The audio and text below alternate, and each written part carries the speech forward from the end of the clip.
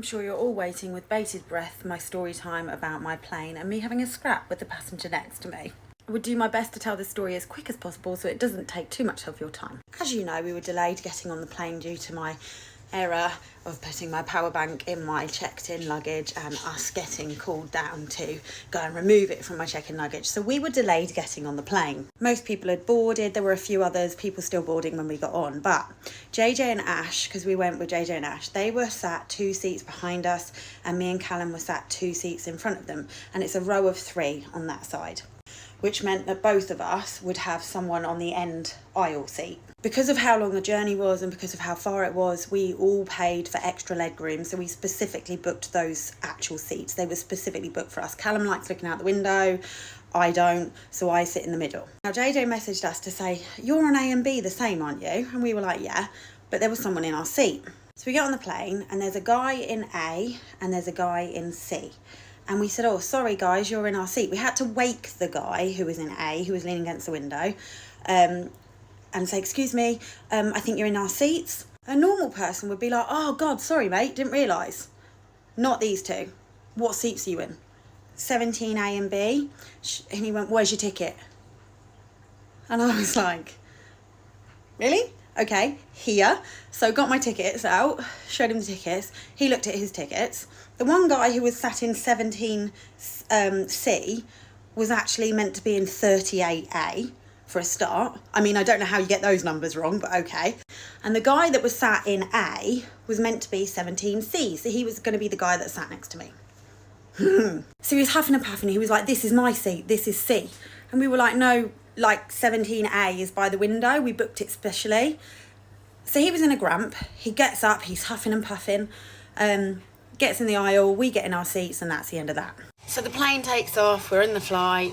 It's a 7-hour flight. It's been about 3 hours. The air hostess, I don't know what you call them, crew, whatever, tried to wake him up to give him food. He didn't wake up. We had our food. Then we needed the toilet. I was like, I need the toilet. So I had to wake him up. There was no choice. But we were 3 hours in, so I thought if I just can try and get away with one toilet, I don't want to disturb people too much. That's not fair. So I woke him up, but he was really hard to wake up. And I was like, sorry, mate, I need the loo. He was like, oh. I was like, sorry. I'm not being funny, but if you go on plane journeys and you book the aisle seat, you are going to have to expect to get up and down for people in A and B getting out to go to the toilet or stretching their legs. Anyway, we go to the toilet, turbulence starts, Callum's still in the loo, and I was going to wait for him to come back so we could just do one disturbance to get back into our seats. The crew were like, you need to get back to your seat. And I was like, yeah, but I can't get there because there was also a trolley person and she was still in the aisle. And she was like, okay, I'll get her to move. I was like, thank you. Anyway, so I get back to my seat and he's crashed asleep again. And I was like, oh my God, I don't want to wake him up. And then Callum's going to have to wake him up again. So I literally straddled across him, so angelic and like athletic. Dogs playing in the background. And I got back into my seat, right. So Callum then comes back and I'm like, you're going to have to wake him. He tries to wake him. He's like, excuse me, mate. And he don't wake up. I said, get one of the crew because we're not going to deal with him if he's in a mood again when he wakes up. And he fucking was. So the crew come, wake him up. He gets up. He is huffing, puffing, tutting at me, like teeth gritted, staring me out. And I went, what is your problem? Because I'm a gobby cunt and I don't understand why people have to get in such a fucking huff. That is not our fault. We disturbed him one time. If you were that person, you would wait to fall back to sleep until they both got back in their seats. That would be the logical thing to do. Anyway, I kicked it off because I was like, what is your problem? We just needed to get back in our seats. And he was like muttering stuff under his breath. I was like, listen, mate, we can't help but go to the toilet. Then he goes, fucking idiot. And I went, what did you fucking say to me? He said, I'll fucking sit by the window. I went, no, we booked these seats. And he started going, I booked first class. I said, well, you're not in fucking first class, are you? I said, go and move to first class then. I said, if we need the toilet, we're going to have to wake you to move. He was like, well, let me sleep by the window. And Callum was like, well, no, that's my seat. So then he goes, fuck off to me. I went, excuse me, you won't fucking speak to me like that, you prick. So I went, you're not fucking sitting there next to me. So I called the buzzer, called for the woman to come. And he was like, fuck's sake, blah, blah, blah. Started deafening. I said, you can fucking pack this right in now. Like, we haven't done anything fucking wrong. Fucking woman, he goes. Anyway, the whole of the plane around us are now looking at us.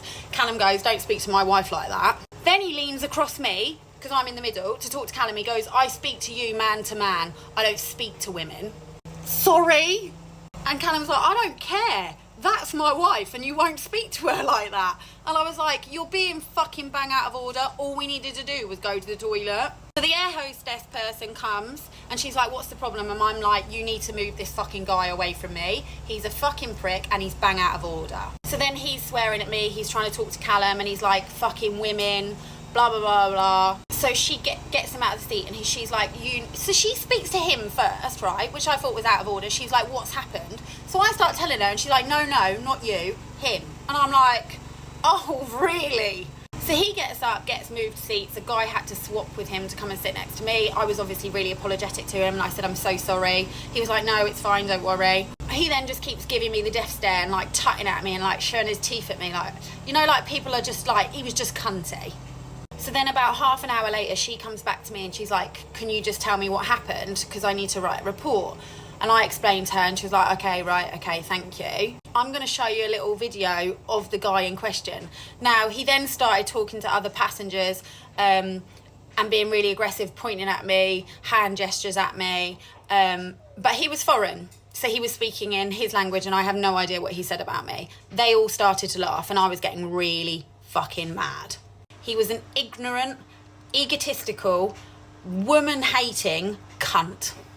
And the death stare and the like nasty looks as we got off the plane and like he was just vile, like a vile human being. And it was completely unnecessary. Anyway, that's 6 minutes of your life you're never going to get back. Sorry about that.